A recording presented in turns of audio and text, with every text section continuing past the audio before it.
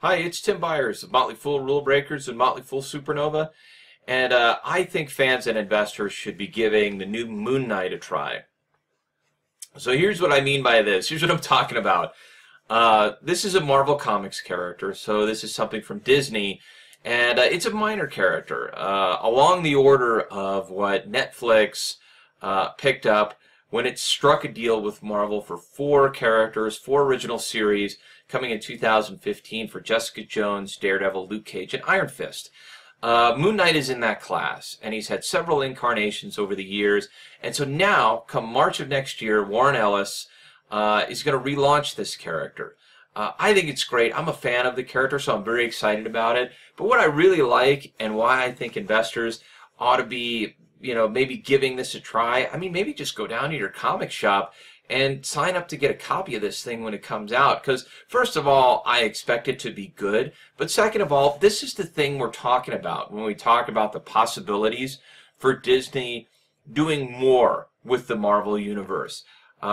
It's going to be building up and trying new things with minor characters in the hands of great creators. And in the case of Warren Ellis, you're talking about a guy who has screenwriting and comics writing experience, has done some just really interesting, funny, dark, great stuff. Things that come off the top of my head would be like Red, Retired, Extremely Dangerous, and that's been made into 2 films now. And of course he consulted on Iron Man 3 because that original Extremis storyline comes from Ellis's work. He had a short run on Iron Man, several years ago, and he's the guy who created that whole storyline, which has, gave life to the film and has since, kicked off all sorts of, new storylines that they're exploring in the comics right now, and which we're seeing on TV in Agents of S.H.I.E.L.D.